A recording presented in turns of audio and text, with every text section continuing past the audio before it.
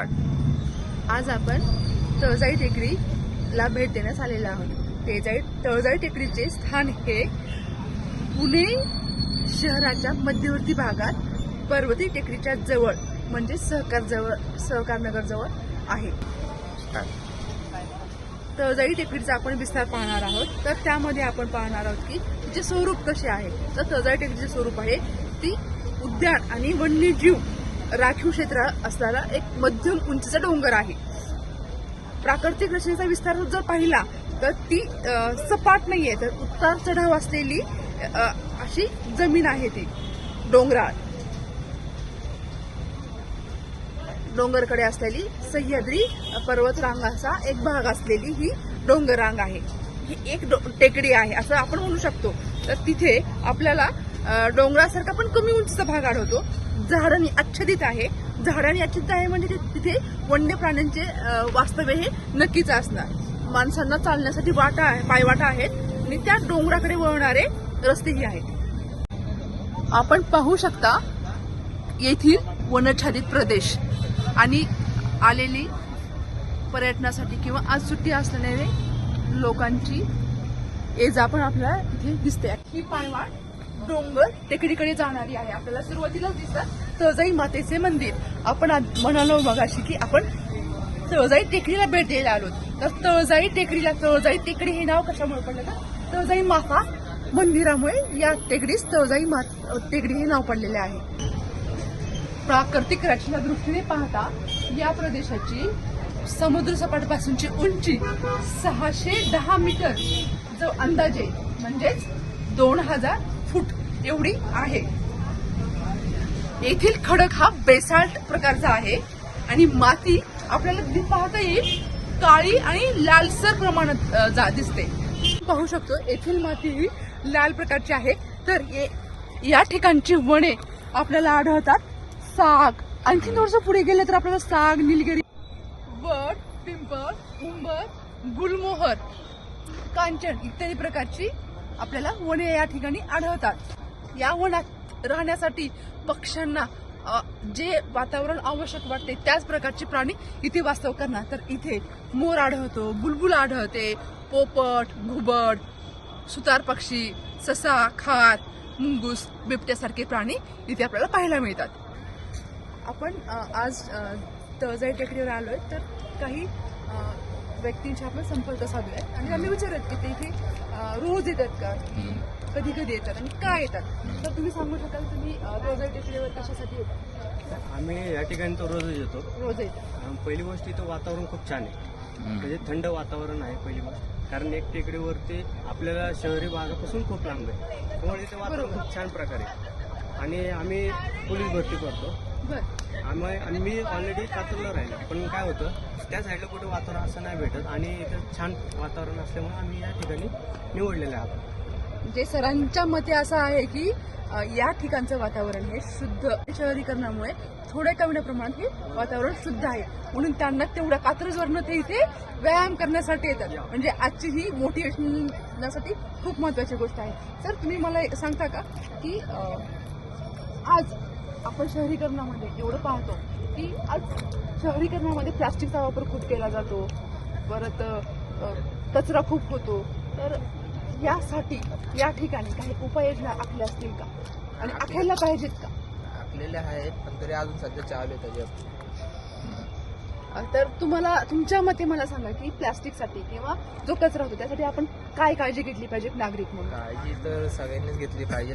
जिथं डस्टबिन असेल तिथं कचरा उचलून टाकला पाहिजे, तर सगळी साफसुथरं राहील त्या हिशोबाने। इथं आम्ही स्वतः ज्या वेळेला या वातावरणामध्ये येतो तर आम्हाला एखादी कचरा जरी दिसला तर तो आम्ही गोळा करून एका कचरा डब्यात आम्ही ते टाकून देतो। हे पण काळजी घेणं गरजेचं आहे नागरिक म्हणून। ते तुमची भूमिका तुम्ही चांगल्या प्रकारे ते निभावत आहात। तर आपण असं पण करू शकतो ना, त्याच्यात एक उपाययोजना करू शकतो। इथे जे काही वॉचमॅन वगैरे असतील तर त्यांना आपण त्यासाठी एक नियंत्रण ठेवायला सांगू शकतो। असं आढळलं का तुम्हाला इथे वॉचमॅन वगैरे किंवा कोणी नियंत्रण असतात? बरोबर असतात। खूप छान वाटलं तुमच्याशी संवाद साधून। थँक्यू। आतापर्यंत भाजीपाला फळं विकतात, कारण किती वर्ष लागतील? 5 वर्ष। भाजी म्हणजे हा व्यवसाय सुरू करण्याच्या आधी तुमची स्वतःची मानसिक स्थिती कशी होती आणि नंतरची कशी आहे? तुम्हाला काय जाणवतं? सुरुवातीला काही होणार नाही असं काही नाही, पण आता ही जेवढं चालू केलं तेव्हापासून ठीक आहे समजा रोजची तुम्ही स्वतःच्या किती साधारण तुम्ही इथं किती वेळ व्यवसाय करता दिवसापूर्वी? दिवसातून 2 टाईम सकाळी आणि सकाळी संध्याकाळी. म्हणजे तुम्ही तुमचं घरातले सगळे नवीन कामं कामावर व्यवसाय करतो. म्हणजे या पेठेमध्ये तुम्ही स्वतःला सक्षम केलेलं आहे. थँक्यू. आता आपण कापूची बोललो तेव्हा आपल्याला असं जाणवलं की हे जे तळजाई टेकडी आहे या तळजाई टेकडीच्या पर्यटनासोबतच आपल्याला जाणवतं आर्थिक विकास कसा झालेला आहे की याच्यामध्ये महिला स्वतःचा उदरनिर्वाह स्वतःच्या पायावर उभा राहून स्वतःला सक्षम करून कशा पद्धतीने त्यांनी स्वतःचा एक पॉझिटिव्हरित्या एक जीवन बनवलेलं आहे हे आपल्या यातनं दिसून येतं. आपण आता आलेलो आहोत तळजाई माता मंदिराजवळ. आता आपण जाऊयात मंदिरातील मेन गाभाऱ्याकडे आणि तेथील पुजाऱ्यांशी संवाद साधून पाहूयात की या मंदिराचे नेमके काय महत्व आहे.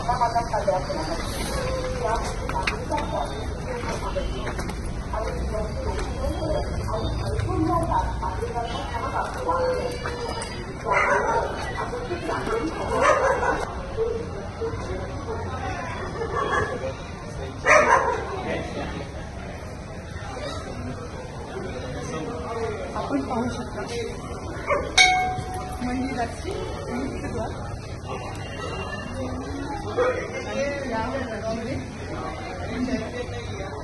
आतमध्ये पद्मावती माता यांची मूर्ती दिसते आपल्याला.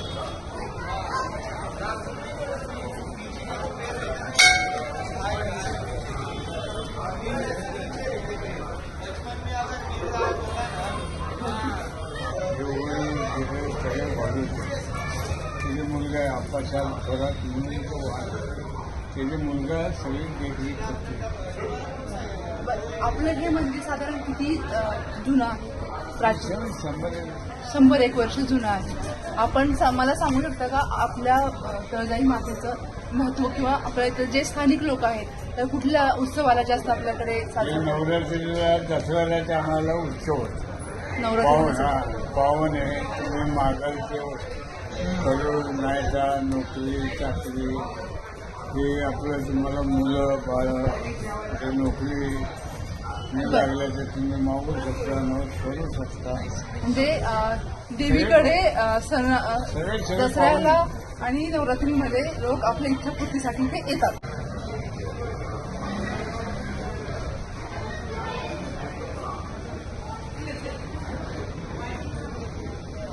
आपण मंदिरातील प्रसन्न वातावरणामध्ये येऊन देवीचे दर्शन घेतले आणि म्हणजे संवाद साधला. तर आता आपण पाहूयात येथील आर्थिकदृष्ट्या कसा विकास झालेला आहे.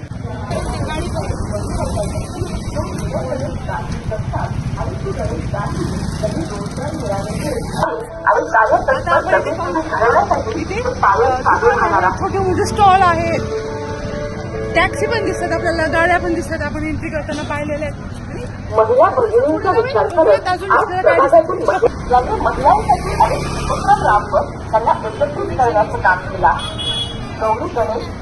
फळे भाजीपाला आपल्याला इथे दिसतात. काही आपल्याला लहान मुलांसाठी आपण पाहू शकतो. लहान मुलांच्या मनोरंजनासाठीही आपल्याला काही घसरगुंडा वगैरे असे अनेक खेळांचे प्रकार दिसतात. या प्रकारे आपण पाहिलं की येथील सामाजिक जीवन म्हणजे मानवांचं जीवन कसं आहे, आर्थिक विकास कसा झालेला आहे.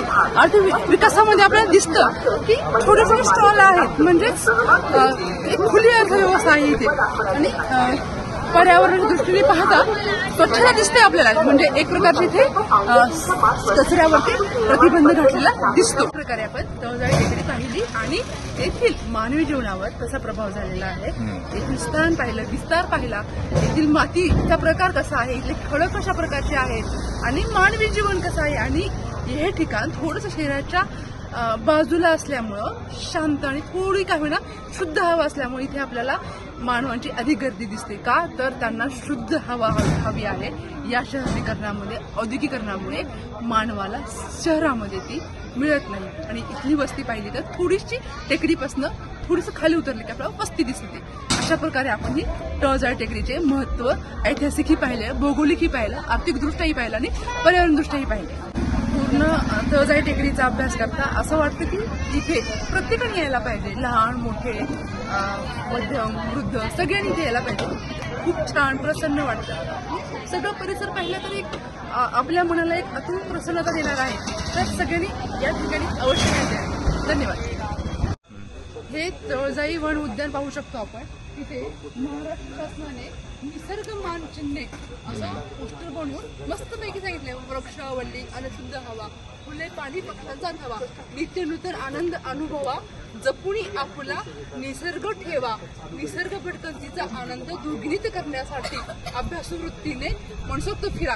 म्हणजे आपल्याला सगळ्यांना फिरण्यासाठी मस्तपैकी वाटा बनवल्या आहेत, बसण्यासाठी व्यवस्था व्यवस्थित केलेली आहे. अशा प्रकारे आपण पाहू शकतो की महाराष्ट्र शासनाने सुद्धा उद्यान व वन विभागाला किती महत्त्व दिलेलं आहे. कारण ते आपल्या जीवनातील एक महत्त्वाचा भाग आहे. कारण हवा शुद्ध मिळण्यासाठी वनांची खूप गरज आहे. आणि पर्यावरणाच्या दृष्टीने पाहता वन हे आपल्या आयुष्याचा एक मुख्य बिंदू स्तोत्र आपण म्हणू शकतो. कारण श्वास हे आपल्याला वनस्पतीपासूनच शुद्ध हवा मिळाल्यामुळे व्यवस्थित घेता येतो.